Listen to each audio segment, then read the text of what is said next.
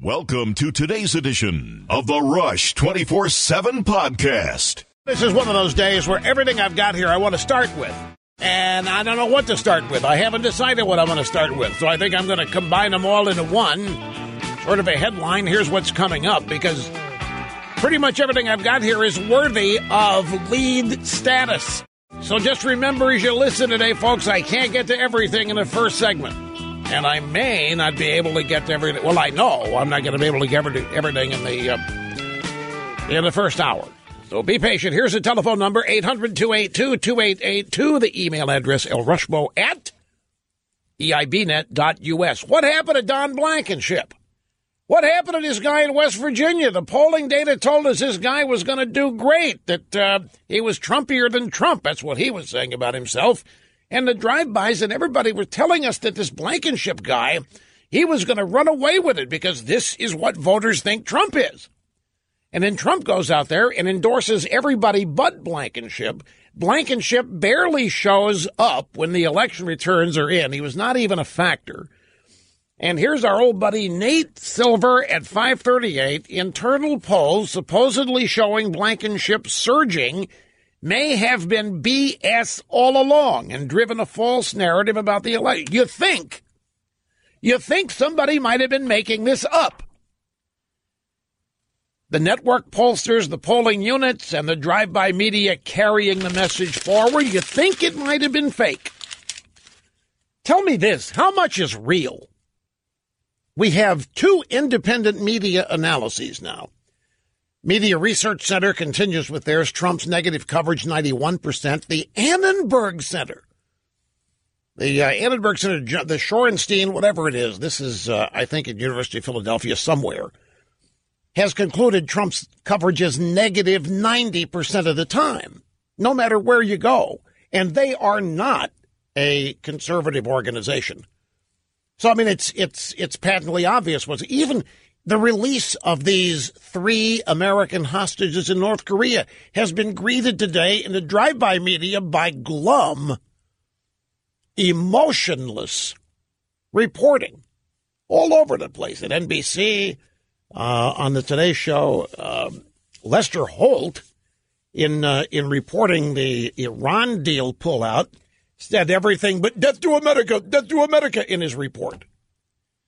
If he'd ended by saying death to America, then he would have been no different than the way it's being reported in Iran and elsewhere. By the way, speaking of the Iran deal, now I know you all remember I have spent considerable time detailing and explaining how the Obama administration spied on domestic opponents of the Iran deal, and that was the forerunner of the attempt to spy on Trump transition and campaign people, and how the Obama administration used a new alliance between intelligence community people and media to advance the mythology and lies about the Iran deal. And when they saw how easy it was to compromise the media in pushing the phony Iran deal narrative of the Obama administration, that essentially became the trial run for what we are going through now with the intelligence community having an alliance with the media to leak a bunch of absolute drivel about Trump for a year and a half and 2 years to try to shape public opinion. I'm going to go back and I'm going to review all of that. When it comes to the Iran deal, I'm going to go back and review a whole bunch of things from the past that we touched on when they came out that everybody has forgotten, that detail just how rotten this deal was to begin with, that also detail how the Obama administration virtually lied to the American people about it, and did so with the assistance of the media and the new alliance between the media and the Obama intelligence apparatus. It's a fascinating story, and it's going to just nuke to smithereens all of these people that are in a conniption fit over this. And if you look at these people, it does raise a question. I don't care where you go. John Kerry, Hillary Clinton, who I think needs to be given a breathalyzer test after 9 o'clock every night if she's going to start tweeting things. But you take wherever you go, Obama, John Kerry, Hillary, everybody in the Obama administration are reacting to this Iran deal like they have lost something huge. It gives the impression that there's more involved here in just an Obama policy being reversed. It's almost like there's something that was personal at stake here that has been taken away from them. And, I mean, it's more so than usual. They're more upset than just, they were mad at the attempts to repeal and replace Obamacare, for example. And they had their little things to say about that. But this is engendering a completely different reaction from them. But I can't wait to get to the history of this with all of the stories we had about how bad this is and how bad the Obama administration was lying to people about the Iran deal. It is one of these things that I'm thinking about starting with. Well, I guess I essentially have the thing to remember. I want to read you a statement, Ben Sasse. U.S. Senator Ben Sasse, he's from Nebraska. He issued a statement following the president's announcement yesterday getting out of the Iran deal. The Iran deal has always been terrible. Today is a reminder that if you live by the presidency, you die by the presidency. We ought to be clear about this. Donald Trump is not ripping up a treaty. He is walking away from Barack Obama's personal pledge. 2.5 years ago, President Obama made a bad deal with Iran without support from Congress. Today, President Trump is pulling out of Obama's personal commitment, and he doesn't need Congress's support to do it because Congress had nothing to do with authorizing this. Obama did this personally. Obama never had the votes in the U.S. Congress to get this ratified as a treaty. So Obama did it by way of executive action. And that's the only reason Trump is able to rip it up the way he has. If this had been sanctioned and authorized as a treaty by the United States Senate, Trump could not have done what he did yesterday. The key to remember is that Obama never had the support, even of prominent people in his own party. Chuck Schumer, Steve Israel, a number of liberal Democrats in the House as well as in the Senate were never supportive of this Iran deal. It would have never passed the treaty vote in the Senate. And so that's why Sasse is saying this is nothing more than a personal promise from Obama. But presidents cannot commit the United States to treaty-like positions simply because they do so with their personal word. It's another instance where Obama didn't have the votes of the elected representatives of the people to enact what he wanted to enact, so he did it by virtue of executive action and executive order. And because he did it that way, Trump, like so many other Obama things which were enacted over the heads of the elected representatives of the people, Trump can simply erase them with a subsequent executive action or executive order. I'm telling you, if this had been a treaty and the Senate had ratified it, Trump could not have done what he did yesterday. He would have had to go back to the Senate, had to reverse the process all over. It would have been practically impossible to do because of the number of votes required even to ratify a treaty. But as such, he didn't need the support of Congress. He didn't need the support of the Senate. And Ben Sasse says American foreign policy makes lasting progress when it is led by the president, approved by Congress, and presented honestly to the American people. This was not presented honestly to the American people. The Obama administration lied about the details of this deal.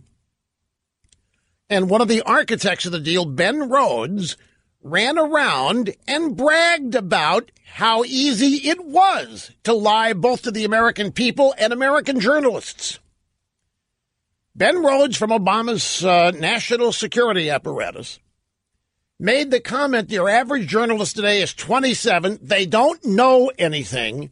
They believe everything we tell them. It was a snap. It was right out of the page of Jonathan Gruber, who was the architect of Obamacare, who, after it was signed into law, ran around the country bragging about how easy it was to lie to the American people about it, because the American people are essentially ignoramuses. So Obamacare, the Iran deal, you look at the tricks that they had to play in order to get Obamacare passed into law. Not one Republican vote for that. They had to use budget reconciliation for it to avoid the requirement for 60 votes. They had to play all kinds of games and employ all kinds of schemes to get Obamacare passed, which is one of the reasons it's been easy, relatively easy, to get rid of the individual mandate. Now, Congress did vote it, so Congress has to participate in the repeal, and various elements delayed that for 6 months, 9 months of Trump's term. The Republicans weren't sure he was going to survive, so they didn't want to support him on anything. When they finally figured out he was going to survive, they became a little bit more supportive. But really, Ben Rhodes running around bragging? I mean, this was even in the New York Post. John Podhoretz of the New York Post documented this extensively. We're going to go back and revisit this. For all of you who think this was some kind of great deal and there's been a big trick played, this country has been saved. This was a disastrous deal. One of the $150 billion that Obama pledged to Iran upon signing of the deal. Trump has made a big deal out of that $150 billion. And then, of course, there was another amount of money in cash that was delivered on an unmarked airplane to the Tehran airport, pallets of cash that were from Obama to the government of Iran, especially ostensibly for the release of American hostages. But one of the things that's not being commented on in all of this, and it's understandable when you hear it, do you know who one of Iran's most important allies is? Take a guess. Dun, dun, dun, dun, dun, dun, dun, dun, dun. Right, Russia. Russia is one of Iran's biggest allies. Do you know what one of Russia's primary foreign policy objectives has been for years and years and years? Dun, dun, dun, dun, dun, dun, dun. Right, an outpost in the Middle East. Guess what? They had it with Iran. Who has been supplying Iran largely? They're not the only ones, but who has been one of the majority players in supplying Iran with nuclear technology for weaponized nukes and nuclear power? Dun, dun, dun, dun, dun, dun, dun, dun. Right, Russia. But wait a minute. I thought Russia and Trump colluded to steal the election from Hillary, which means that Trump would owe Russia, which means Trump would not pull out of this deal. But dun, dun, dun, dun, dun, dun. Right, Trump did pull out of the deal, screwing Russia. Guess why? The Russians were building a bunch of nuclear reactors and infrastructure for the Iranians. The Iranians weren't paying for it. The Iranians didn't have the money for it until Obama gave them the $150 billion. And John Kerry even admitted that a slice of that $150 billion would probably be used to fund terrorism. John Kerry, Secretary of State, admitted that some of the money we gave Iran would be used to fund terrorism. And they're trying to tell us that this was a great deal and that pulling out of this deal is going to put the United States at great risk. We were at great risk in this deal. Do you know? Do you remember? This Iran deal that Obama made had a clause requiring us to defend Iran if Iran were attacked, including if they were attacked by Israel.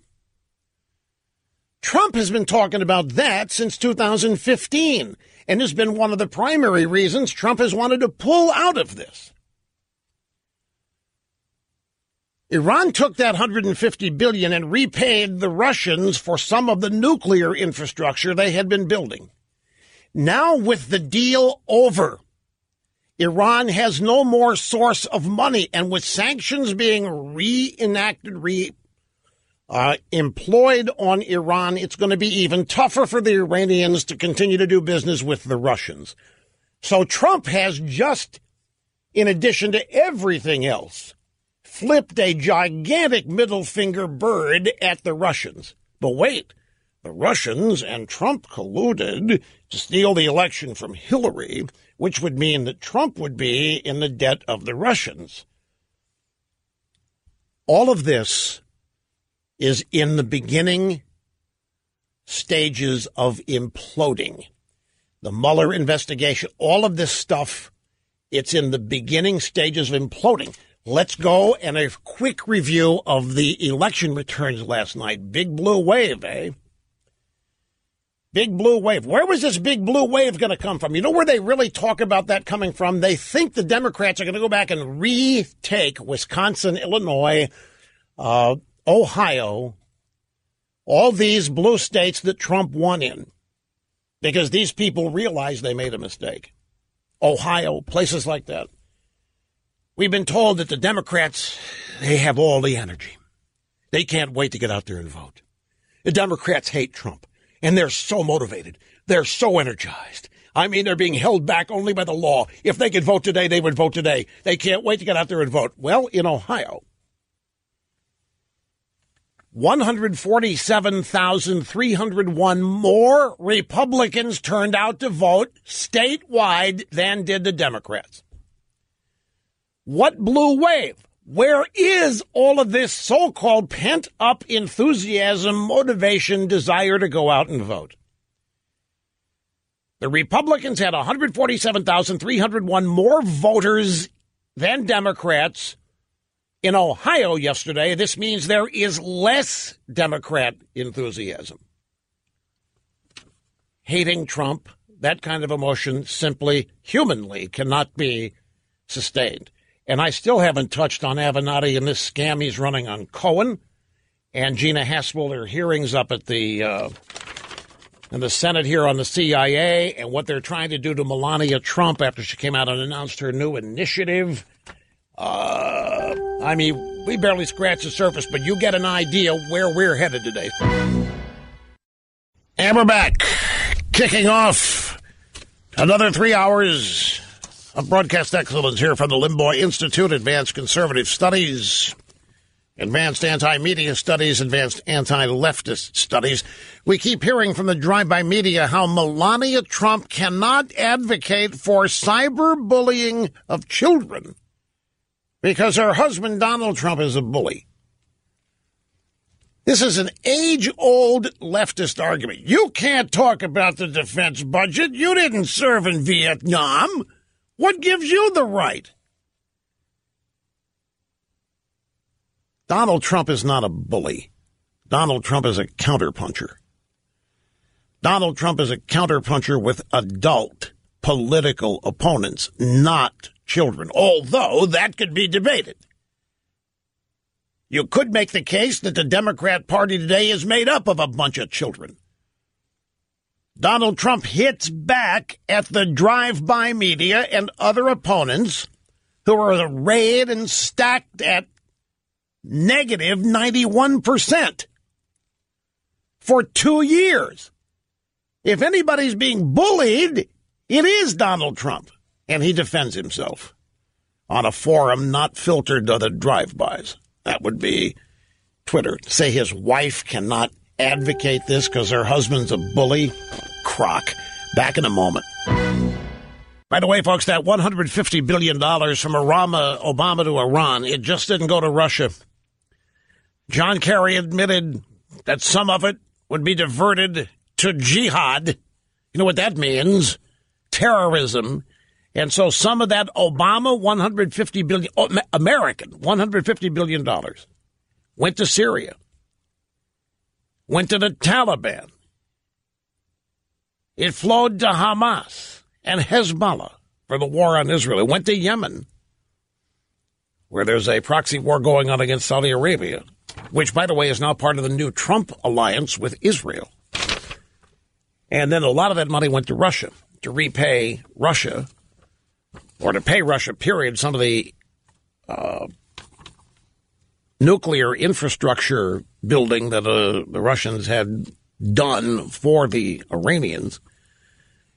So it's just an absolute outrage what the whole deal was in the first place.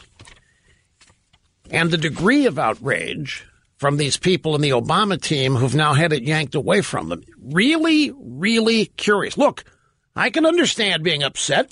Here's Obama, greatest president ever, first African-American president, believes America needs to be cut down in size. America is the problem in the world in many ways. It's not the solution. America has been unfair to smaller countries. So comes Obama to kind of level the playing field and promote globalism. And this one just yanked right out from under him. And these people in the Obama camp that had something to do with this are really taking this hard. They're taking it so hard, it's making me curious what they've lost here. What did Kerry lose personally in this? He's reacting to this more than just lost his credibility, reputation, or resume point. Ditto Hillary. Ditto Obama himself. What did they lose personally in this? And I don't have the answer, but I tell you what, I am deeply, deeply curious. Now, one of the things I predicted yesterday on this program, grab audio soundbite number 5, changing the order. I made a prediction on this program yesterday. After Trump's announcement he's pulling out of the Iran deal, this is what I said. I see where the left is going to take this. The president's decision. The left is going to say this is going to make it just impossible to do a deal with the North Koreans. It's going to be impossible because the Chi-Coms are part of the Iran deal. We just unilaterally pull out. Well, how can we be trusted to not pull out of the next deal if this is the way the United States is going to behave? This is going to be really, really hard to do a deal with North Korea. Well, and I was right. That's exactly what they're saying. Let me give you a little evidence of that just to show. We have pencil neck Schiff last night with Wolf Blitzer on CNN. The question, President Trump's eager to strike a deal with the Norks over its nuclear program. How do you think Kim Jong-un is interpreting today's announcement by the president getting out of the Iran deal?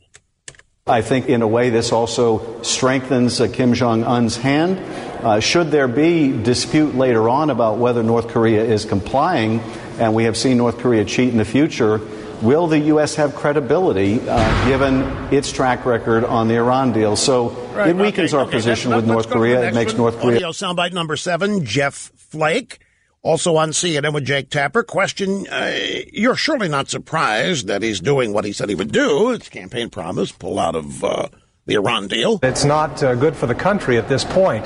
Given where we are with negotiations now, especially with North Korea, our allies and our adversaries need to know that we are reliable.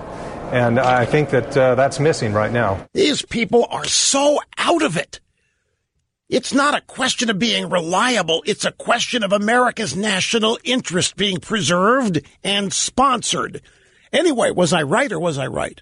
They're very worried now that this is going to weaken our position with the Norks because we're not reliable. Somebody explain to me how it is that the Secretary of State Pompeo ended up in North Korea and is returning with 3 American hostages that were released after we pulled out of the Iran deal. Would somebody explain to me how this has weakened our position?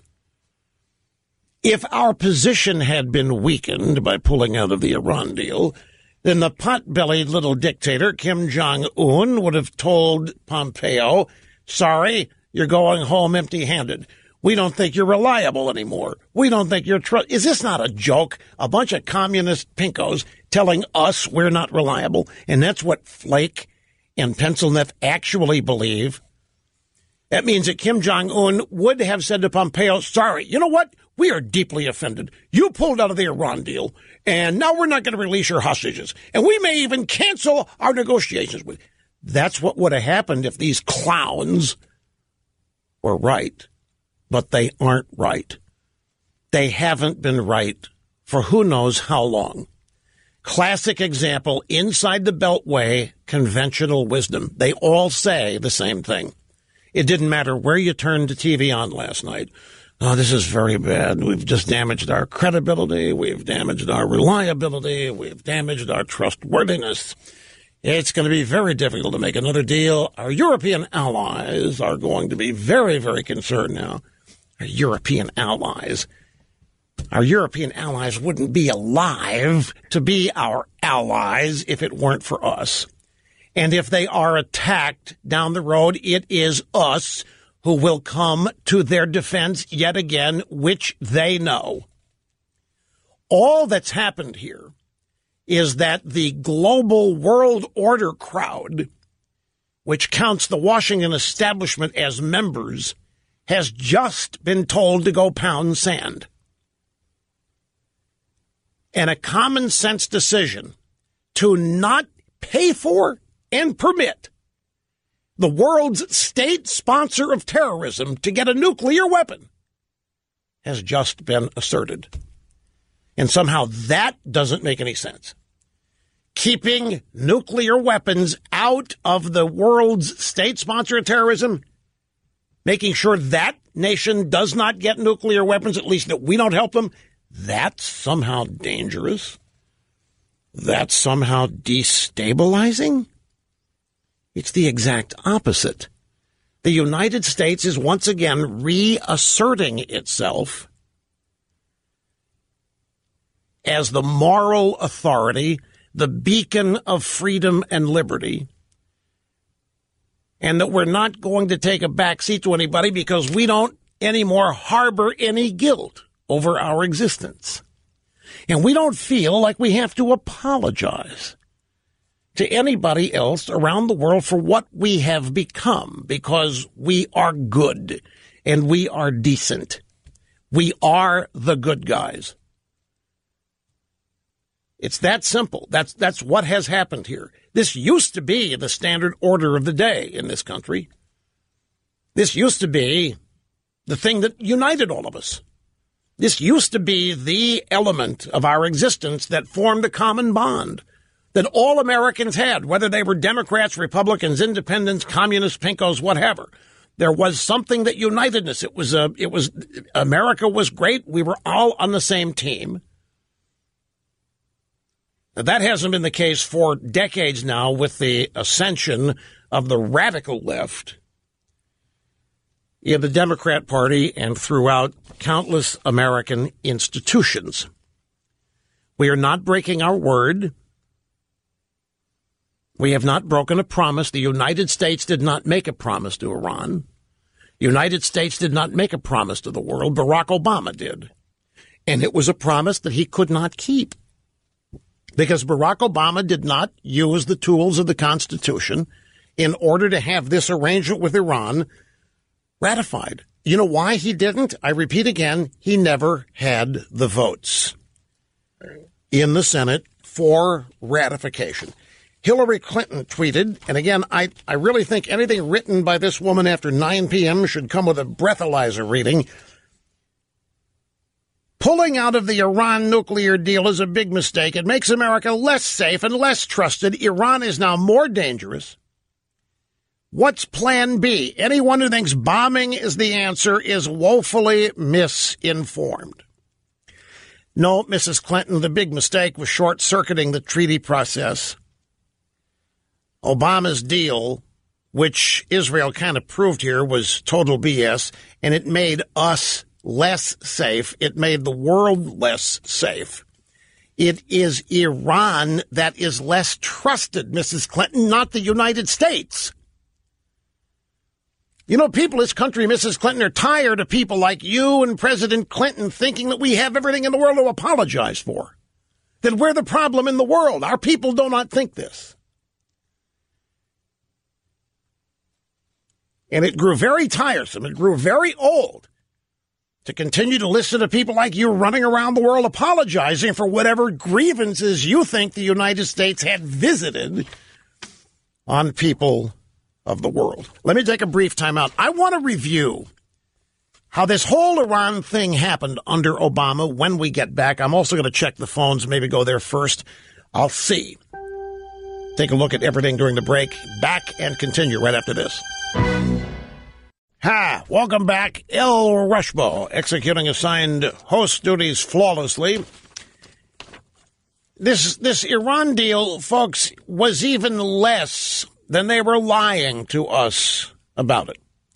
Let me explain. I have here a printed page from a website called Human Rights Voices, but it actually reprints something that was sent to then Congressional Representative Mike Pompeo. And it was seen by our buddies at National Review. Now, the date of this is November 24th of 2015. Donald Trump just came down the escalator, 6 months prior. I mean, the presidential campaign is barely underway.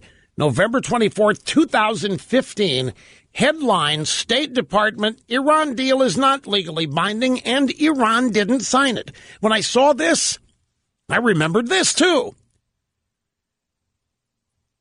Quote, President Obama did not require Iranian leaders to sign the nuclear deal that his team negotiated with the regime, and the deal is not legally binding, his administration acknowledged in a letter to Republican Representative Mike Pompeo from Kansas. The Joint Comprehensive Plan of Action, that's what the Iran deal is called, the JCPOA, is not a treaty. It is not an executive agreement. It is not a signed document, wrote Julia Freifield, the State Department Assistant Secretary for Legislative Affairs, in the letter dated November 19th. The Obama State Department admitted in a letter to then Congressman Mike Pompeo that the Obama deal is not a treaty, it is not an executive agreement, and it is not a signed document. The Iranians were not required to sign this. Now, Freifield wrote this letter in response to a letter that Pompeo sent John Kerry, in which he observed that the deal that the president had submitted to Congress wasn't even signed. Pompeo wondered if the Obama administration had given lawmakers the final agreement. Freifield's response to Pompeo emphasizes that Congress did receive the final version of the deal, but by characterizing it as a set of political commitments rather than a more formal agreement, it is sure to heighten congressional concerns that Iran might violate the deal's terms. There isn't a deal. Iran can't violate because they never signed it. Therefore, technically, they're incapable of violating. This is just a set of political documents put forth by Obama, never ratified by the Senate, not signed by the Iranians.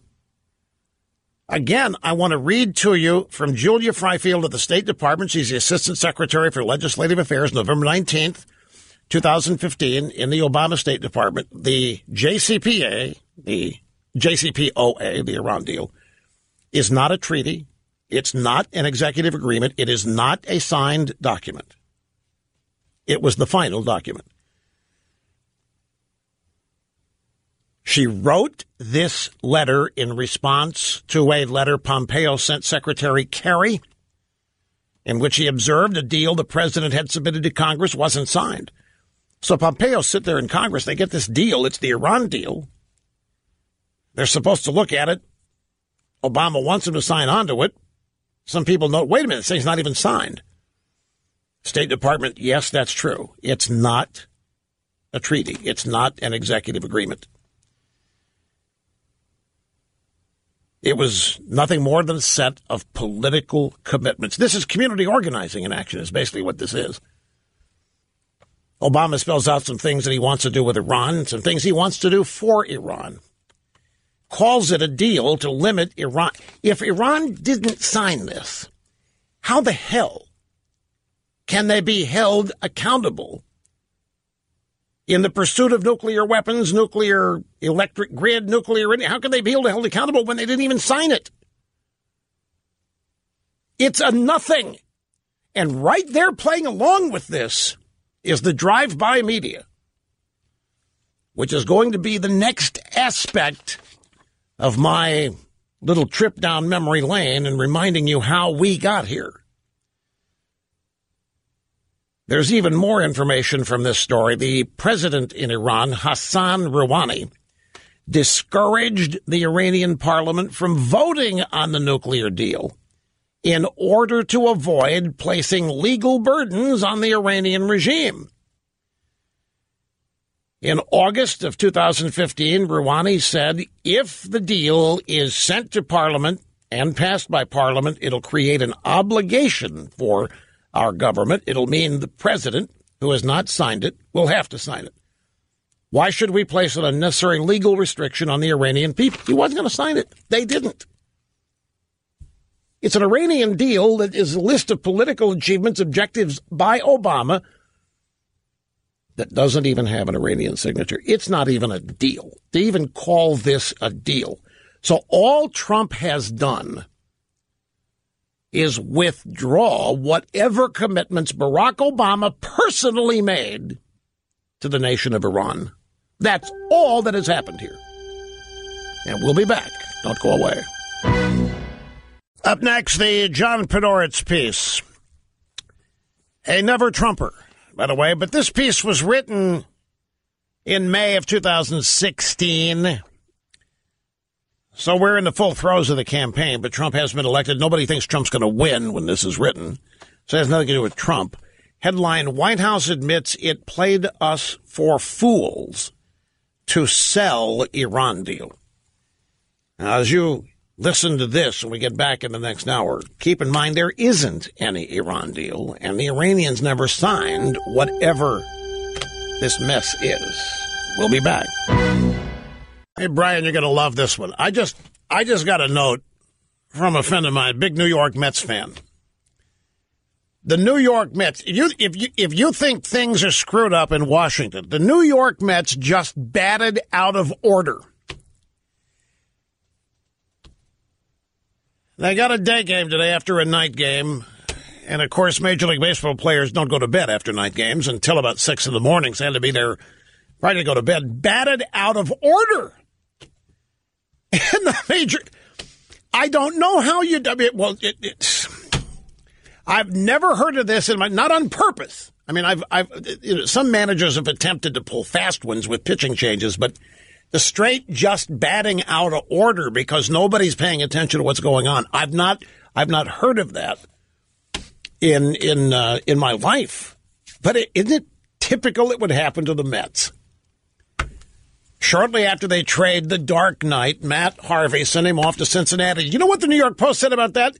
The worst punishment possible for Matt Harvey. What is there to do after midnight in Cincinnati? Anyway, greetings. Greetings and welcome back. Great to have you. Rush Limbaugh here behind the golden EIB microphone. I apologize for not getting to your phone calls in the first hour. Of course, I'm going to rectify that. But I want to continue with this Iranian business and get this wrapped up because there's lots of other stuff I want to get to, and people want to weigh in on this themselves on the phones. So we have established that there wasn't even a deal. The Iranians never did sign this. It was Barack Obama's personal policy preferences toward Iran that, folks, this is the meat and potatoes. This is coming up next. Because I guarantee you, I would bet over 80% of you are shocked to learn that the Iranians never signed it, that it wasn't a treaty, that it isn't even really a deal. It's nothing more than what Obama wanted to do with American foreign policy in Iran, for which he never had the votes. The Iranians never signed it. It has never been binding, except to the extent that nobody would oppose it. But it's never had the force of constitutional law behind it. It's no different than how Obama got away with so much during his presidency. Nobody had the guts to stop him. If you've got a document, statutes say this is what you can't do, and somebody keeps violating them, if nobody's going to stop you, you keep doing it. And nobody was going to stop Obama because he was the first African-American president. He was the chosen one for the American left, the Democrat Party. There was not a soul that was going to stand up to him. There was not a soul that was going to stop him. They knew that the full wrath of the drive-by media would rain down upon them, so Obama had a free rein. That's the only way this was allowed to happen. is nobody had the guts to stop it. Even Republicans, remember the Corker deal, to try to make this look legit. The media made it look legit, and that's the real story of this. How did this even happen? How does something that is nothing more than one man's personal policy preferences toward Iran get presented to the American people as a treaty-like official U.S. policy that has as its number one objective keeping Iran from getting a nuclear weapon, when in fact it does just the opposite? It permits the Iranians getting a nuclear weapon. It commits the United States to defending Iran if they're ever attacked, even by the Israelis. And they got $150 billion in cash from Obama, State Department, the Treasury. And this whole thing was presented to the American people as a serious constitutional treaty that represented an official United States agreement with the government of Iran, with several allied nations as signatories, i.e., our European allies. This was nothing but another scam, folks. And the scam was pulled off by way of an alliance between the Obama intelligence people, that would be the CIA, the DIA, the NSA, all the people that ran these agencies that were Obama acolytes, and the media as willing accomplices in furthering the misconception about this. So first, as a reminder, John Podhoretz, May 5th, 2016, headline, White House admits it played us for fools to sell Iran deal. Begins this way. Congratulations, liberals of the Washington Press Corps and elite organizations. You're a bunch of suckers. We all know this because the Obama White House just told us so. In an astounding New York Times story by David Samuels, the senior White House officials gleefully confess that they use friendly reporters and nonprofits as PR tools in selling Obama's foreign policy. And they can do it almost at will because these tools are ignorant. They will believe what they're told. They will essentially take dictation and are happy to be used just to get the information necessary for a tweet or two. Now, Podhoretz, he knows it, but he, at this point of the time of his writing, is not yet aware of how deep this web of deceit sinks between Obama and the media and all of these nonprofits. He gets a heads up on it from the piece in the New York Times by David Samuels. And in this piece, White House officials, they can't contain themselves. They confess how they used reporters and nonprofits as PR tools. And they admitted how they can do it anytime they want because the reporters are a bunch of sycophants. And as you'll hear, Ben Rhodes, who is Obama's foreign policy kid at the time, was talking about how easy it was to fool the media. They're just basically a bunch of ignorant 27-year-olds who'll do anything to be close to us. The greatest triumph, according to David Samuels in the New York Times, was selling a misleading narrative about the nuclear deal with Iran, the parameters of which were set a year before the administration claimed, and which had nothing to do with the fact that a supposedly more accommodating government had risen to power. In other words, if I'm sure you remember this. One of the things they used to sell us on the deal was the Iranians had a new government made up of a bunch of moderates. And the new leader, this Rouhani guy, he was a moderate. We can do a deal with this guy. John Kerry's all over the place saying so. Obama is. But they weren't moderates. There aren't any moderates that are alive in the Iranian regime. The mastermind of the Obama machine, Ben Rhodes, a New Yorker who joined the Obama campaign as a speechwriter in 2007 and has risen to become the most influential foreign policy hand in the White House. Rhodes drips with contempt for almost everybody but his boss. He consigns all of those who do not share every particular of the Obama-Rhodes foreign policy perspective to a mass called the Blob, including Hillary Clinton. Samuels thinks everybody out there in the media, the nonprofits, anywhere that don't agree with him and Obama foreign policy, they are the Blob. He thinks as little of them as he does of the journalists he and his team have to spoon feed. Rhodes says the average reporter we talk to is 27. Their only reporting experience consists of being around political campaigns. They literally know nothing. And then there are others that his assistant Ned Price refers to as force multipliers, more senior reporters and pundits who parrot what they're told. I'll give them some color, Price says, using the journalistic term for juicy bits of detail. The next thing I know, lots of these guys are in the .com publishing space. They have huge Twitter followings, and they're putting this message out as their own, as though they thought it up when all they're doing is repeating what we told them. A foreign policy reporter named Laura Rosen, the most credulous conveyor of pro-Iran deal news last year, is given a specific shout-out by White House digital guru Tanya Somanader.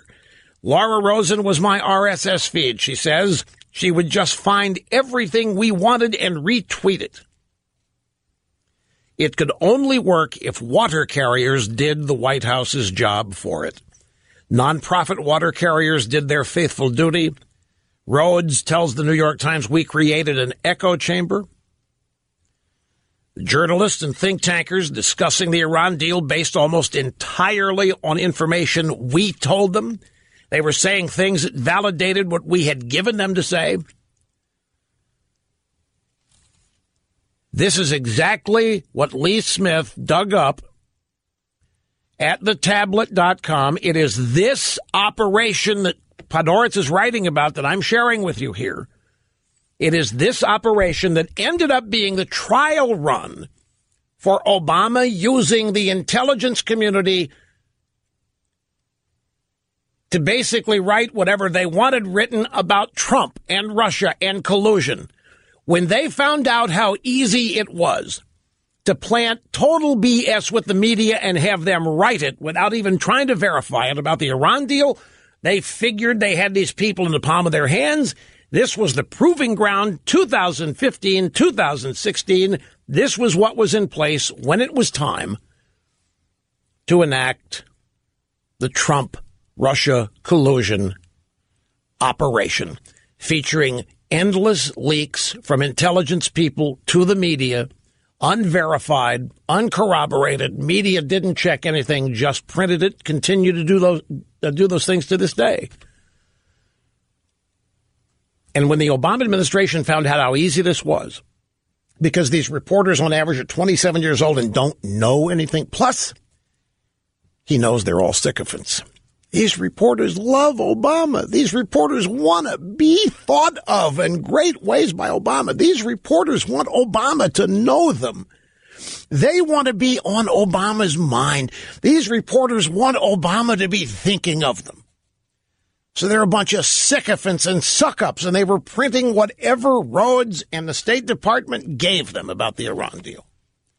And that's how you ended up thinking that it was a big deal, that it was going to stop the Iranians from getting nuclear weapons, that the European allies had signed on to it, that the Iranians had signed on to it. It's nothing but a gigantic scam. It worked so well that Ben Rhodes and people in the Obama administration could not stop bragging about how easily it was to execute to the New York Times. Back in just a moment. Folks, we're not only going to have the Podhoretz piece at RushLimbaugh.com, we're going to find the New York piece that he actually wrote his column on. It's the piece by David Samuels, New York Times, somewhere between April 29th and May 3rd of 2016. We're going to find that original link because it's in the New York Times. The Obama administration people are bragging about how easy it was to use the media and a bunch of nonprofits to lie to the American people, that the media people were so young, so ignorant, so desirous of being close to the administration, they'd print anything. It's an amazing piece of hubris. I mean, this is the kind of thing you would normally never admit. But they were so proud of themselves, they could not stop bragging about it. And the New York Times thought they were brilliant, too. New York Times, part of the group that was fooled, but they didn't care because anything for Obama, anything for Obama, whatever we want, anything for Obama. Where did Obama get the $150 million, by the way? Where did he get that money? Congress didn't authorize it. That $150 billion he puts on the tarmac at Tehran, where did he get it? Where did he get the cash in addition to $150 billion? Where did he get this? Congress didn't authorize it. Where did it come from? Well, wherever he wanted it to come from, because nobody was going to stop it. Okay, let's get started on the phones. I still have some stuff to add to this Iran deal, but the crux of it you have. We're going to go to Erie, Pennsylvania. It's Kurt, great to have you, sir. Hi. Megadettos, Rush. You opened up the show today asking the question, what could John Kerry and possibly Clinton and Obama have personally invested in this whole Iran deal? And then just before this commercial, you alluded to what I think has a big part of their concern is that large pallet of untraceable cash that was totally unauthorized by anybody in the outside of the executive branch of the government. And I think that, we've all heard the stories, most of them probably true, of all the money that's been funneled into the Clinton Foundation and various other liberal causes, and I have no doubt that that was probably part of it. Well, get this. You've reminded me of something. The Obama stimulus, was essentially a Democrat Party money laundering operation. Do you realize that not all of it has even been spent?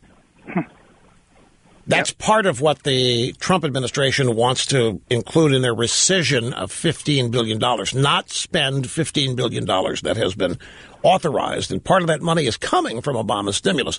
Anyway, as to your idea that some of this money is going to end up coming back to people like Kerry, I have no idea. It could be. Kerry doesn't need any money, especially he doesn't need to be entrapped with any illegal money because his wife has more money than Kerry could spend on ocean kites. And as for Hillary, she's not in this cabal, strangely enough. Obama, I don't know. I don't think this is the answer. I don't blame you for thinking it. And I may be asking a question that is irrelevant, because I'm just judging. I'm just looking at the reaction all these people are having as though some major slight has occurred here that is really going to imperil the United States. They're all acting like, of all the things Trump has done, this we can't abide. This is the most irresponsible. This is the most, and there's not even a deal. The Iranians never signed anything. Then there is this $150 billion that the Iranians were given, and a lot of it was unmarked cash flown on a U.S. airplane landing at the airport in Tehran. It was on pallets. It was offloaded. It was said to be payments for the release of American hostages, a few, I think 8, that the Iranians were holding. But my point is they're acting like this is more than just a blemish on their resume. So it's got me curious. What are they afraid of? What are they so concerned about with this thing? And maybe it is nothing more than a blemish on their resume. Remember, these people are totally devoted to the establishment and maintenance of reputations within their little cliques inside the establishment. Anyway, Kurt, I'm glad you called. Another brief timeout. We'll be back and continue before you know it. Meeting and surpassing all audience expectations every busy broadcast day. I am your highly trained, deeply, instinctively talented broadcast host, Rush Limbaugh, at 800-282-2882. We're going to go back even further into the archives. I have here yet another New York Post story. Ruth Brown and Danica Fears. This is December 18th, 2017. Obama protected Hezbollah drug ring to save Iran nukes deal. Do you remember this? Now, this whole deal, shockingly irresponsible, dangerous, a masterwork of deception. The Obama administration, now reading from the story. Oh, by the way, we have put Podorets and the original New York Times story there on the ticker at rushlimbaugh.com on the website and the rushlimbaugh.com app. We are now able to post things instantaneously. Transcripts of things I say takes a little bit longer, but they get up very quickly now rather than having to wait by 5 or 6 o'clock every day. But back to this New York Post story. The Obama administration stymied a sprawling investigation into Hezbollah and its highly lucrative drug trafficking networks to protect the Iran nuclear deal, according to a bombshell report. A team, remember this is last December, a team at the Drug Enforcement Administration had been working for almost a decade to bring down Hezbollah and their sophisticated $1 billion a year drug ring, which laundered money and smuggled cocaine into the United States. This was all in Politico, by the way. But the Departments of Justice and Treasury, that would be the Obama Justice Department, Treasury Department, repeatedly undermined the efforts of agents to arrest and prosecute key members of the criminal network because the Obama White House feared upsetting Iran ahead of the nuclear agreement. All of this is in Politico, and it's repeated and reported in the New York Post. So everywhere you look at this deal, it was a gigantic deception and a scam. And all it is Barack Obama's personal policy preferences regarding America's relationship with Iran. Now we need to find out what made Iran so important to Barack Obama that all of this deceit would be entered into in order to construct a quote-unquote deal the American people were told would prevent the Iranians from getting a nuclear weapon. What was really the purpose of this? Why was this so important to Obama? We know now why he didn't submit this for ratification. We know why this was not treated as a treaty. It would have never passed the smell test. And what do you think these allies like the UK and France and Germany, do you think they knew from the get-go that this was as phony baloney as it is?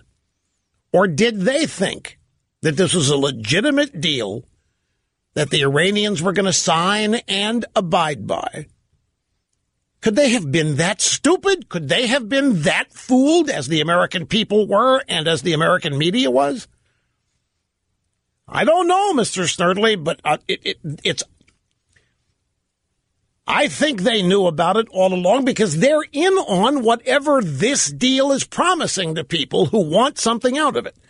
And this is why they can't pull out of it. They've got to act like it's still important. It's still relevant. They can't pull out of it. They would look like fools to pull out of this now because they would have to admit everything that I've just shared with you about what this is.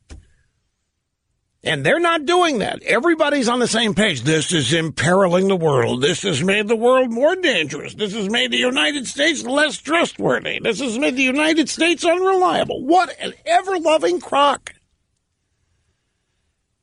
What's really happened here is that all these people in Iran and the Middle East have once again learned that we're not a patsy and we're not led by a bunch of fools and idiots.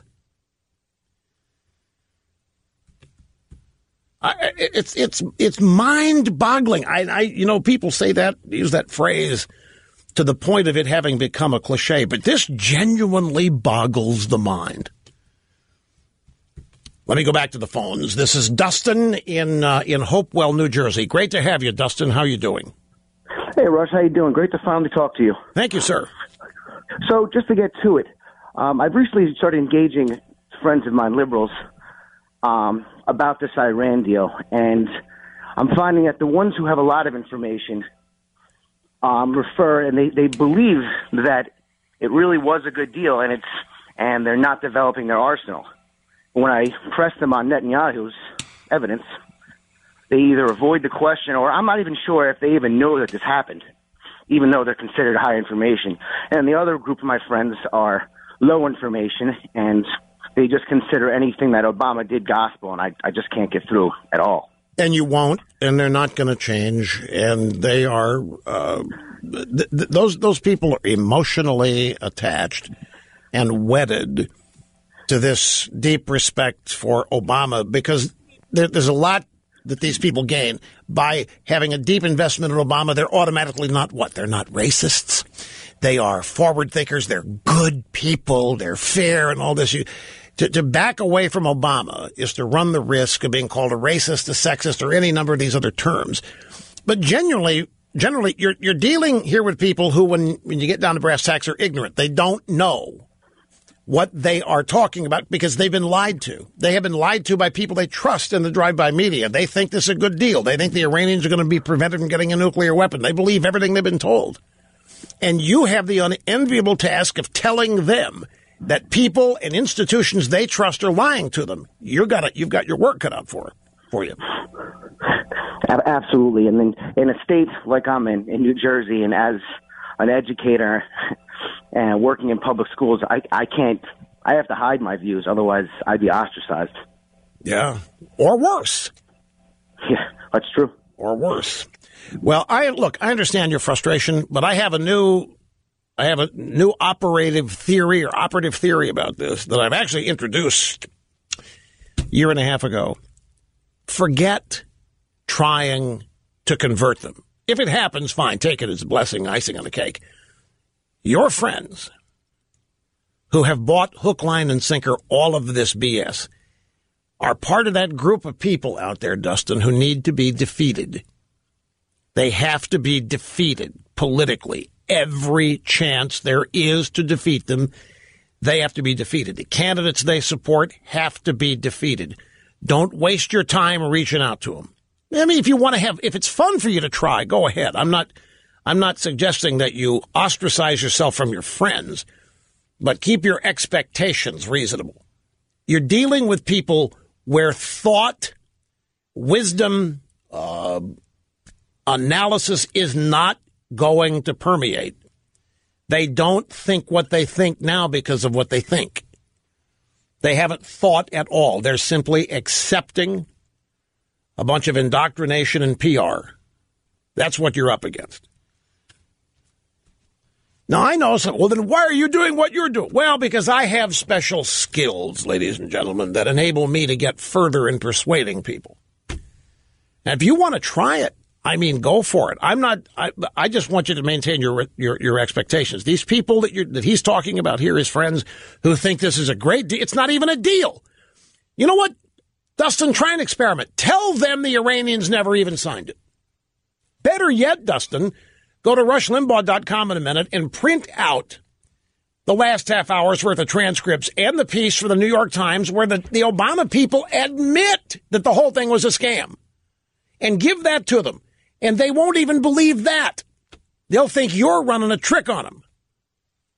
Or that you're missing the point. Or that Obama was so smart, so far ahead of people, he could even lie to people like this just to get conservatives all in a blather. They won't believe it. Anyway, I got to take a break. Sadly, the time is just racing by. But we'll be back. Stay with us. Yes. I'm going to get to Avenatti, Stormy Daniels' lawyers, and this latest joke of an attempt to tie Trump's personal lawyer to Russia. This is such a joke.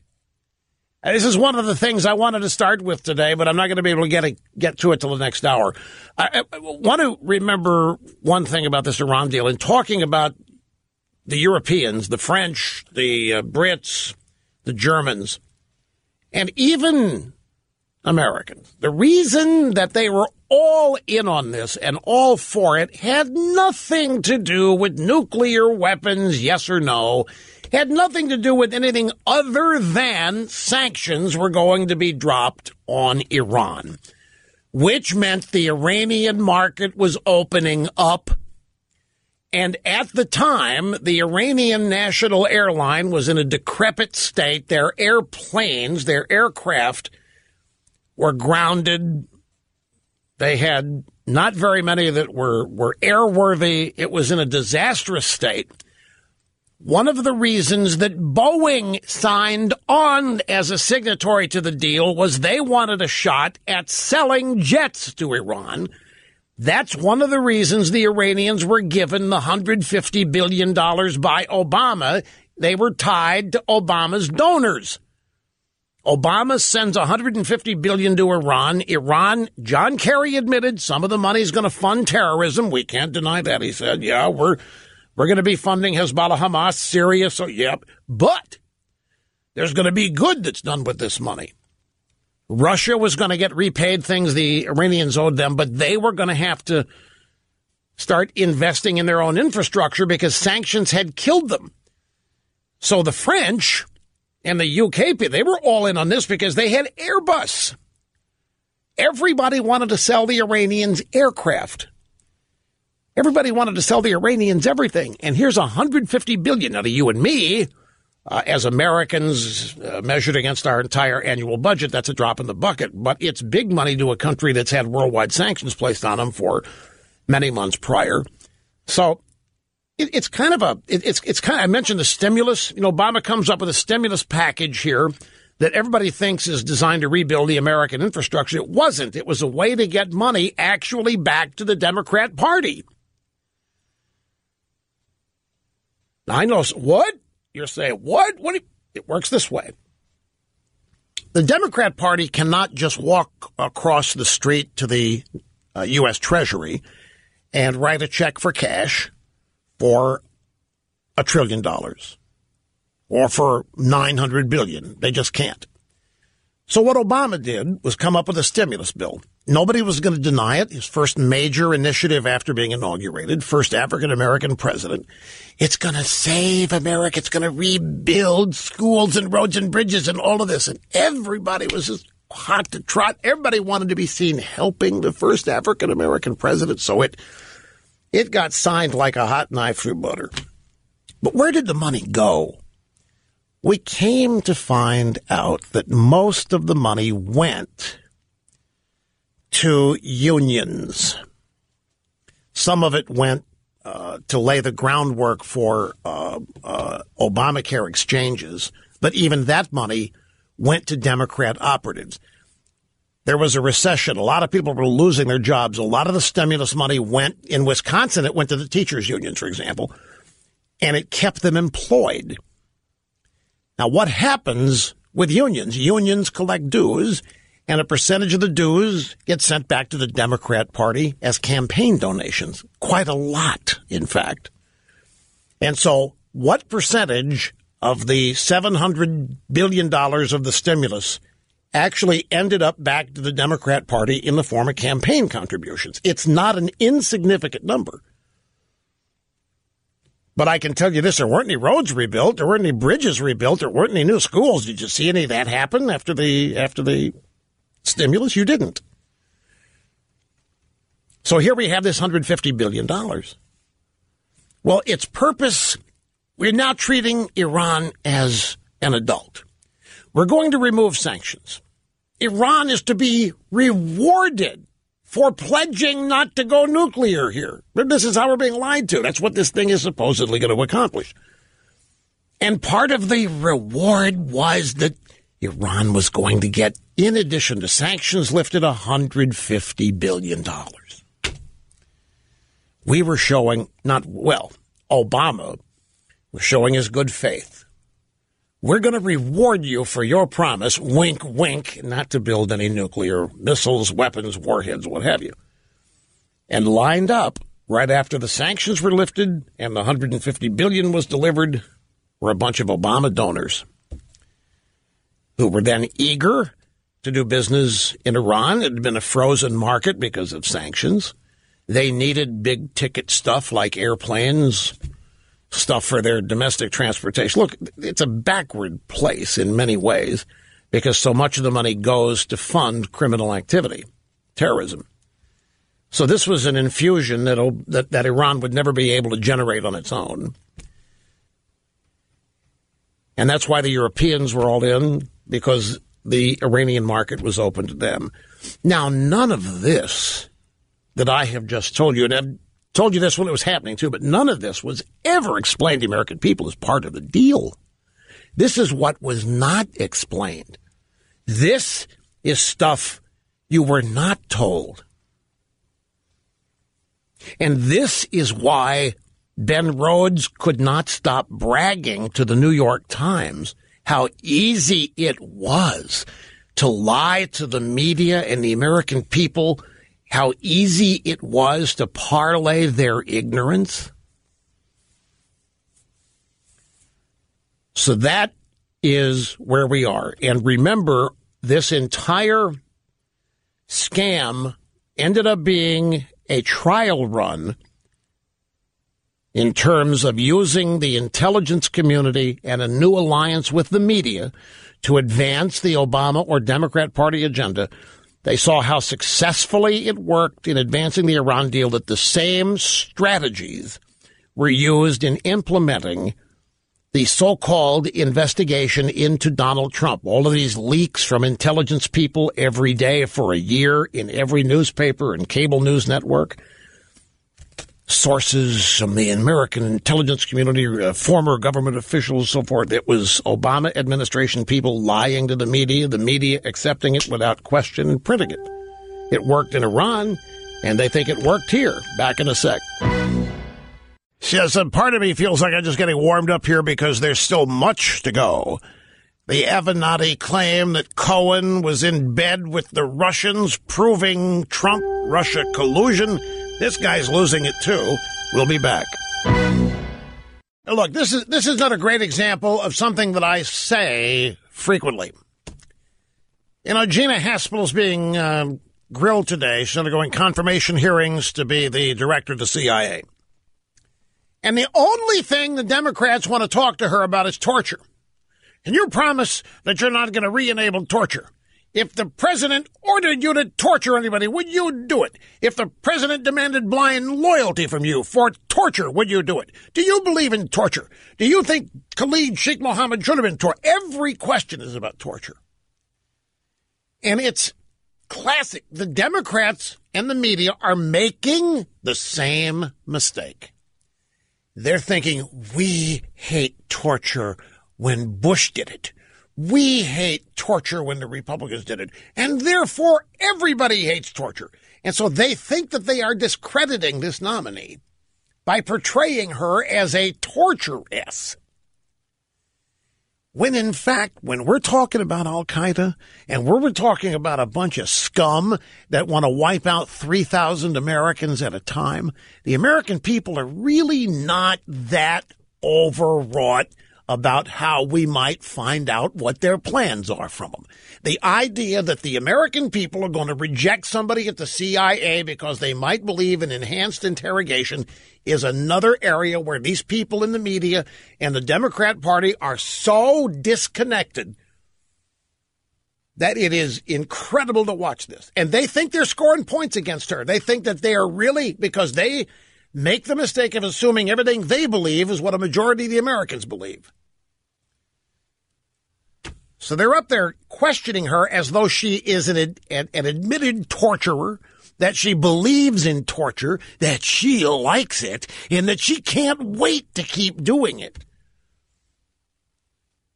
And it's not dissuading the American people. In fact, you know, Mike, I'm gonna change what I had intended here, the order of things, since I brought this up.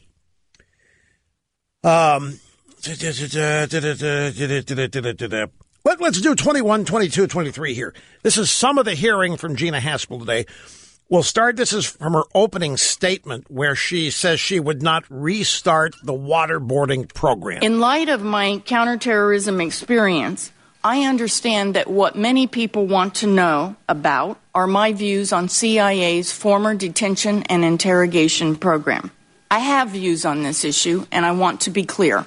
Having served in that tumultuous time, I can offer you my personal commitment, clearly and without reservation, that under my leadership, on my watch, CIA will not restart a detention and interrogation program.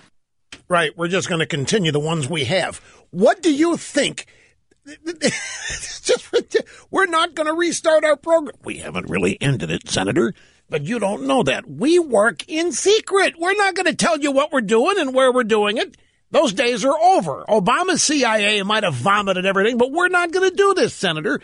So whatever it takes. The next is a question from Mark Warner, a Democrat from Virginia, asking about her morals. If this president asks you to do something that you find morally objectionable, even if there is an OLC opinion, what will you do? Will you carry that out, that order, or not? We're entrusting you in a very different position if you're confirmed. I just need to know what your response to that would be. Senator, my moral compass is strong. I would not allow CIA to undertake activity that I thought was immoral, even if it was technically legal. I would absolutely not permit it. I'm sorry, folks. I can't keep a straight face with this. What are we talking about here? This is the CIA. This is when it's run properly. This is to defend and protect the people of the United States. And she's getting questions here on morality. And they don't really mean it. This is their way of attacking Donald Trump. What they think they're doing is succeeding in smearing Trump with these. If the president told you to do something that you find morally objectionable, would you do it or would you not? And so what they're trying to get her to answer in such a way that she agrees that Trump is an immoral prig and that she wants no part of Trump. This is what they're trying to do. To the extent that the American people will see this, the Democrats are going to be hated and despised even more. This is akin to going after the NRA. This is what they do not get. Let's see what we have. Oh, this next is priceless. Dianne Feinstein, who I'm convinced doesn't know what she's saying anymore. It has to be written for her. And I really mean this. I know that sounds disrespectful, but I don't mean it to. I think her staff puts the questions in front of her and she recites, well, I know this is, she reads them. And the staff screwed up big time today. They had her out there saying things that weren't true, quoting the nominee on things she had never said. This is how it went down. In his memoir, former CIA Consul General John Rizzo described how in 2005, Jose Rodriguez was promoted to be Deputy CIA Director for Operations and installed as his chief of staff an officer from the Counterterrorist Center who had previously run the interrogation program. Is that you? Senator, I'm so pleased you asked me that question. Yes or no will do. No. And for the record, if you have your staff check, Mr. Rizzo has issued a correction. It is true that it is hard for in a secret. My understanding that is not accurate. Recently confirmed that it was you. No, he issued a correction. He didn't fact check, and that has been corrected. See this? Di-Fi thought she had this woman dead to rights, that she had been named as a torturer by a guy named John Rizzo. But Rizzo had corrected the record, and Di-Fi and her staff didn't know about it. So she's leading out there with fake news. Her first question is fake news, and she thinks that she's going to kill this nominee with the first question. You were appointed to do the torture, weren't you? John Rizzo said so. Well, no, they got it wrong. He did it. No, my understanding is, since Jose Rodriguez' name was brought up, he's one of our heroes here. We're going to go back, the Graveyard of Forgotten Sound Bites, April 29, 2012, 60 Minutes. Leslie Stahl is interviewing Jose Rodriguez. Jose Rodriguez ran the advanced interrogation program against Khalid Sheikh Mohammed. Khalid Sheikh Mohammed was the mastermind of 9/11. Jose Rodriguez ran the advanced interrogation of the guy. It included waterboarding, and we got every detail we wanted from Khalid Sheikh Mohammed. So Leslie Stahl's interviewing the guy, and she is appalled. She's appalled at everything she's heard. She is appalled. She's offended. Her sensibilities are in tatters. She can't believe that we have people like this in the United States government. And Jose Rodriguez in these sound bites is just priceless. So one question she asked. So Khalid Sheikh Mohammed was subjected to waterboarding, specifically 183 pourings of water in about a half a dozen separate sessions. Jose Rodriguez said the average pour lasted 10 seconds. So you understand? She is so outraged. She's counting the length of time every pour in the waterboarding of this terrorist was 10 seconds. This is how rotten we are, folks. This is how mean-spirited. This is how uncivilized and savage we are. And Leslie Stahl is exposing this guy on 60 Minutes. Can I say something about Khalid Sheikh Mohammed? He's the one that was responsible for the death of Danny Pearl, the Wall Street reporter. He slit his throat in front of the camera. I don't know what type of man it takes to cut the throat of someone in front of you like that, but I can tell you that this is an individual who probably didn't give a rat's ass about having water poured on his face. He never believed for 1 second you were going to kill him. No. And let me just tell you, Khalid Sheikh Mohammed would use his fingers to count the number of seconds because he knew that in all likelihood we would stop at 10. So this doesn't sound like a person who is afraid of dying. So Jose Rodriguez is telling her, look, the guy wasn't intimidated by it. He counted to 10. He knew we were going to pour no more than 10 seconds. He was able to put up with it. And she was just appalled by this. No, he gets a good night's sleep. He gets his Ensure. By the way, he was very heavy when he came to us, and he lost 50 pounds. What, his Ensure? You mean like people in the hospital who drink that stuff? Yes. Dietary manipulation was part of these standard techniques. So sleep deprivation, dietary manipulation, I mean, this is Orwellian stuff. The United States doesn't do that. Well, we do. Well, we do. Well, we do. And Jose Rodriguez, he knows he's putting her on. Do you catch this? She's outraged that we're serving him Ensure. You know, that's for cancer patients. That's for people who don't have an appetite. That's for people that won't eat. You got to get them calories. To her, that's punishment because she eats chef salad all the time. This is punishment.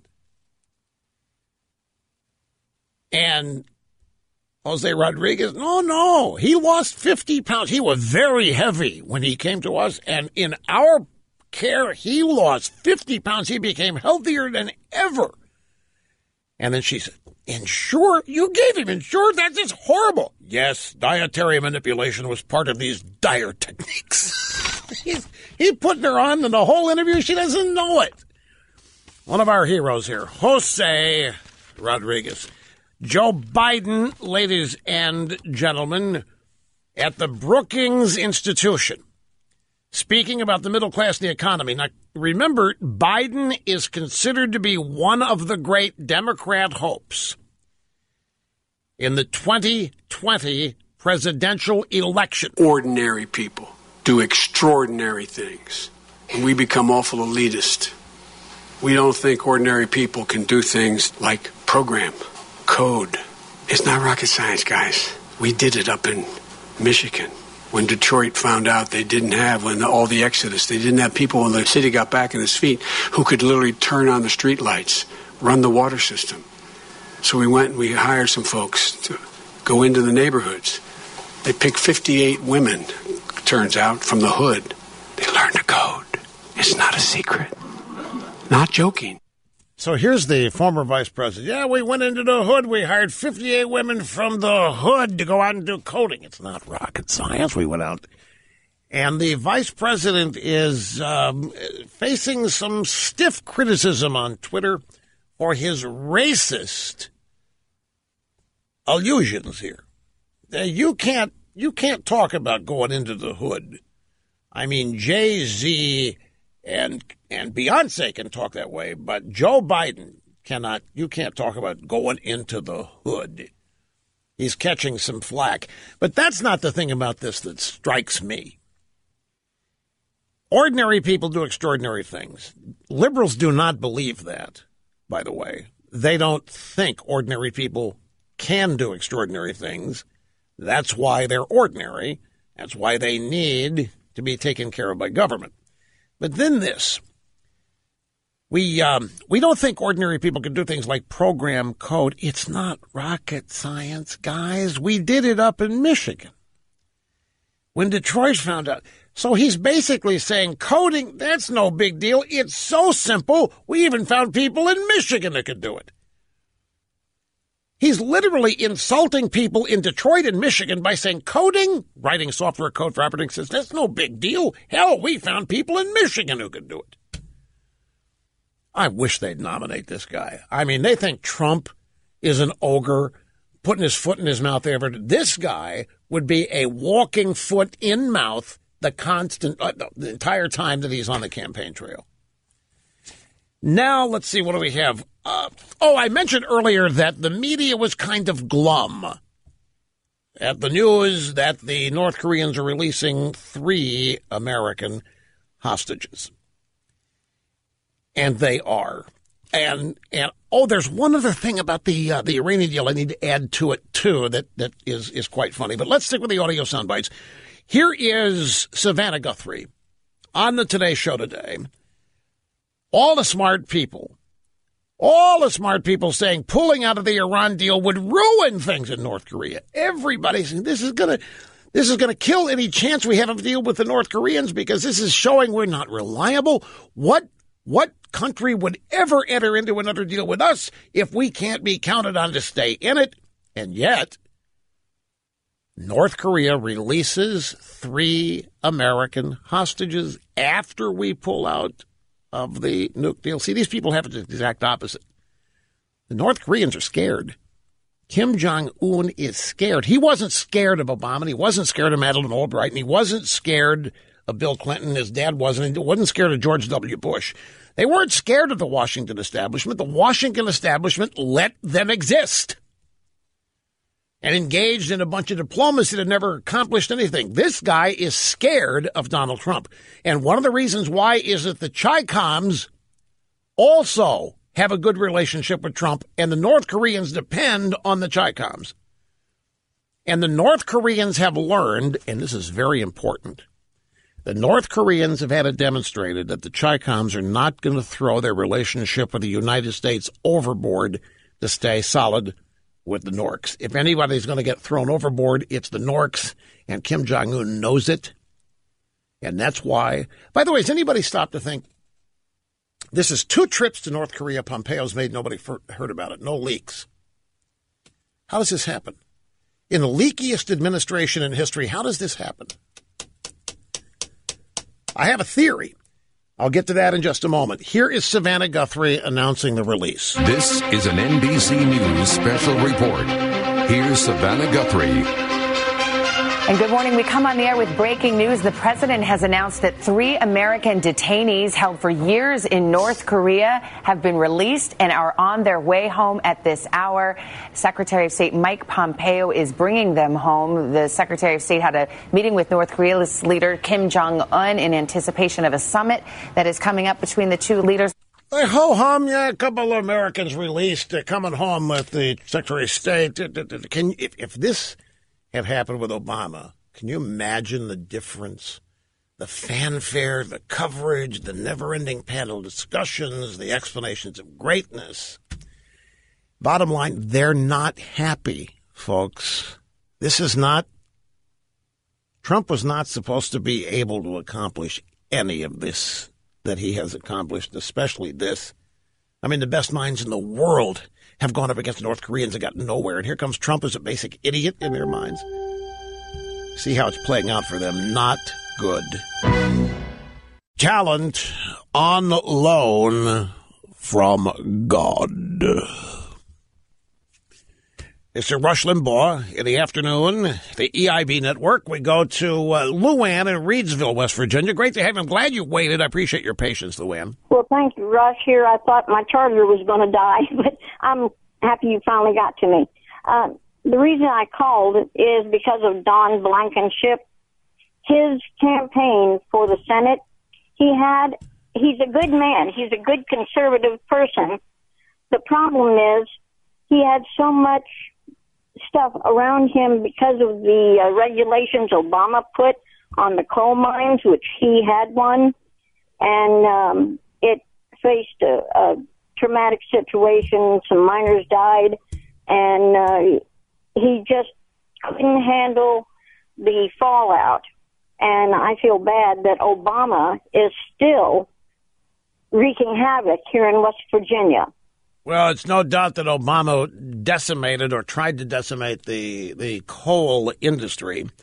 I don't know Blankenship. I only know of his history in the coal business. But I do know that Luann, you're not going to go very far by calling Mitch McConnell Cocaine Mitch on the basis that his wife is Chinese and has a relationship with Chinese cocaine gangs using China white heroin. It just that isn't gonna fly. It ain't gonna take you very far. And what the media tried to do, folks, and even Nate Silver at 538 has finally figured this out. I mean, these media people literally thought Blankenship was polling well. They thought Blankenship might win this. They wanted Blankenship to win it, and they wanted to then say that Blankenship was Trump. Well, now we have the election returns, and it wasn't even close. And now Nate Silver at 538.com. You know what? I think these internal polls showing Blankenship is doing well were BS all along. You think, Nate? You think maybe it was garbage in, garbage out? I mean, it was classic media operation here to try to portray this guy as Trump and then have him win and suggest the people of West Virginia are a bunch of bigots, too. But it blew up on him, and like everything is, it seems. And we are back. It's great to have you here. Now we move on to Michael Avenatti, who is the lawyer for the porn star Stormy Daniels, who has become the new mascot for the Democrat Party.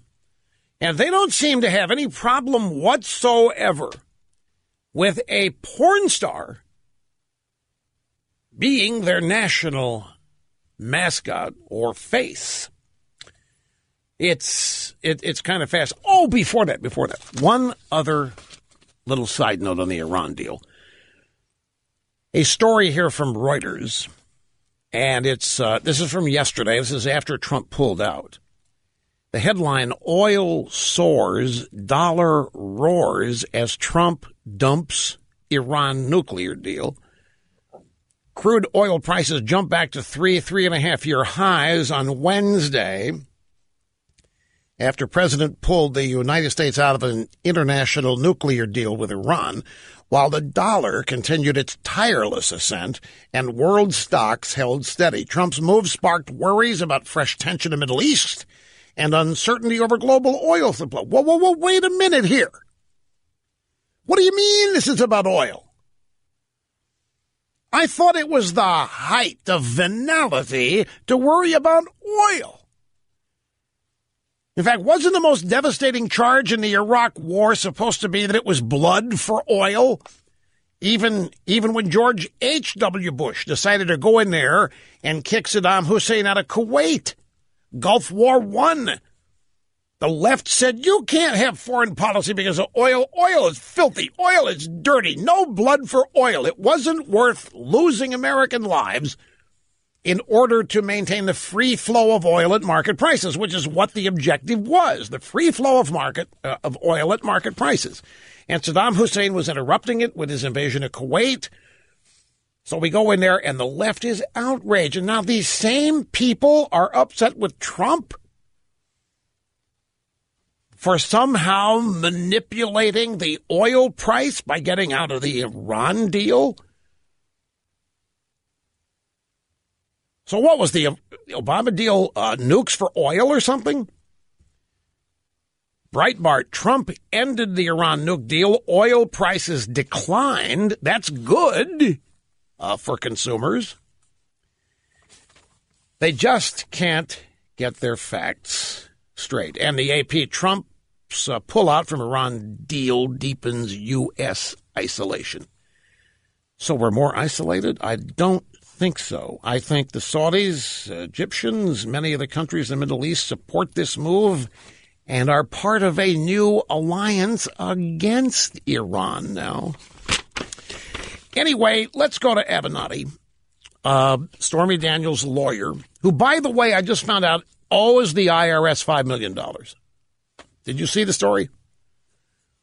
He owes the IRS $5 million over some such thing. The actual letter from the IRS has been reprinted. I looked at it. I actually tried to scan the barcode to prove its legitimacy, and it was a copy of a copy. The barcode didn't scan, but anyway, it's out there. But the lawyer, Michael Avenatti, the lawyer for the porn star Stormy Daniels, says that Trump's personal lawyer, Cohen, received $500,000 from a Russian billionaire in the months after the 2016 election. In a tweet and a report released on Tuesday, Avenatti said that a company controlled by Victor Vekselberg, a businessman with ties to Putin, sent the payment to Cohen. Avenatti didn't release any documentation to support the claim. He didn't reveal the source of his information. Reuters could not immediately verify the claim. It was not clear how Avenatti would have knowledge of any payment from Vekselberg to Cohen.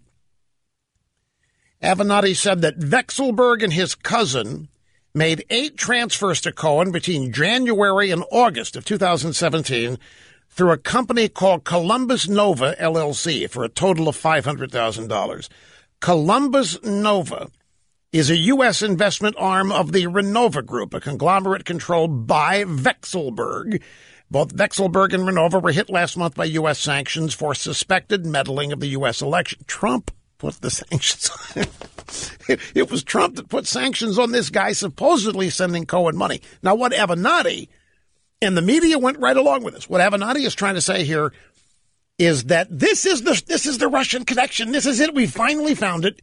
We had this $500,000 payment to Trump's lawyer, and this is for job well done. This is for winning the election and helping the collusion. This is what Avenatti is trying to say. Now, folks, it doesn't add up. I'm going short on time here, so I need to do an abbreviated response here.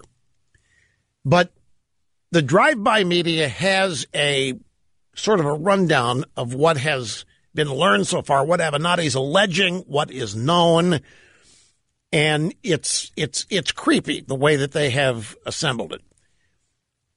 But they say there's Russian money paid by Columbus Nova. It's being described as a clearinghouse for a guy who is very, very tight with Putin. But Columbus Nova says, no, none of this is true. There's a lawyer for Columbus Nova. His name is Richard Owens. He issued a statement. He said Columbus Nova is solely owned and controlled by Americans, and that after Trump was inaugurated, Columbus Nova hired Cohen as a business consultant regarding potential sources of capital and potential investments in real estate and other ventures, but it had nothing to do with this Vekselberg guy who has ties to Putin. Another big set of payments to Cohen, Trump's lawyer, according to Avenatti, came from AT&T. But Cohen is not a lobbyist.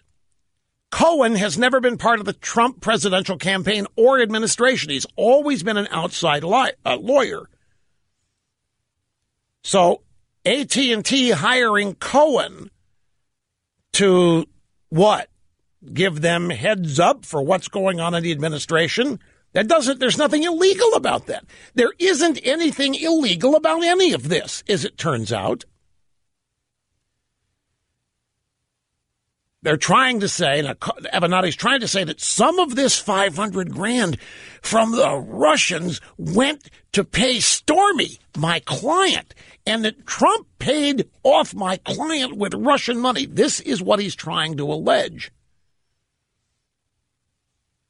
But, folks, a lot of this just doesn't add up, and I'm going to try to illustrate this by going to the audio sound bites. First up is George Stephanopoulos. Now, if there were anything to this, and this Avenatti guy, he's a former Democrat operative, and he's apparently known for being late in paying bills, has his $5 million due to the IRS, has not paid employees, has not deducted proper payroll taxes, apparently, over the course of his many years as a lawyer and businessman. If this $500,000 from this supposed person with ties to Putin, if there was anything to this, I am here to tell you, the drive-by media would be all over it. The Democrats would be all over it.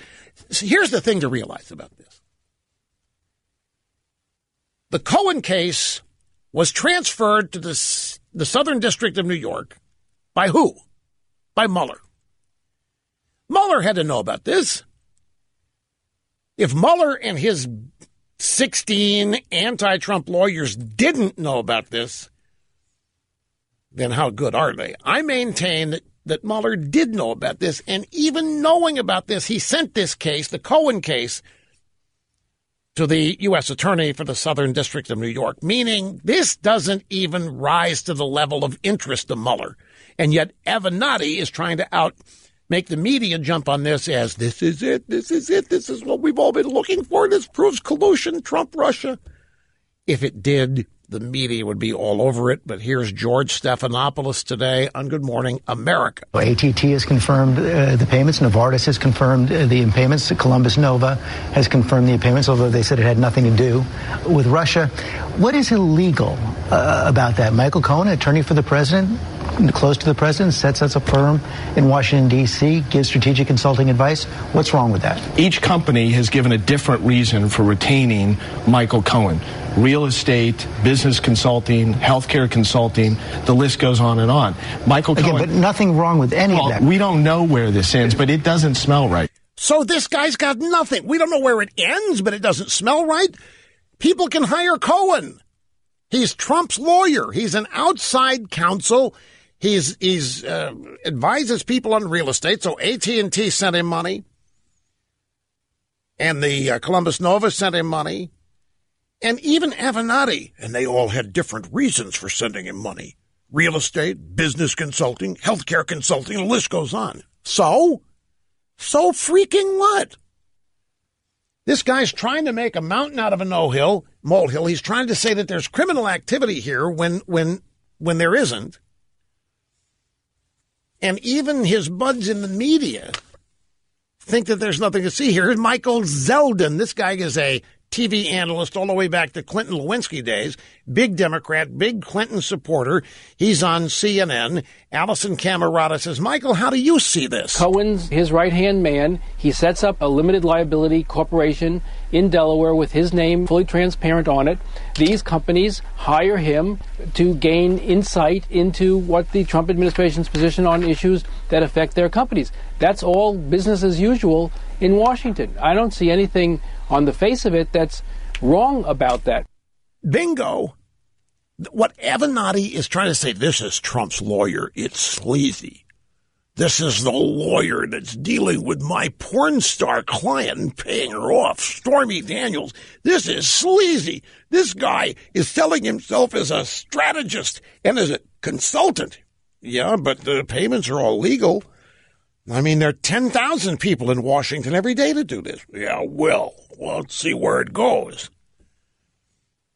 This Avenatti guy is a Democrat operative, first and foremost, a lawyer second, and it's clear, and he's doing some damage to himself here because he comes up with this, what appears to be this giant bombshell, and people look into it, and it's nothing. So if this guy ever does come up with something, he's going to have nothing but a bunch of doubters now questioning his competence and his motivation, because he clearly hopes and wants people to see things that are not there. Man, we got a lot in today, folks. We were jam-packed today.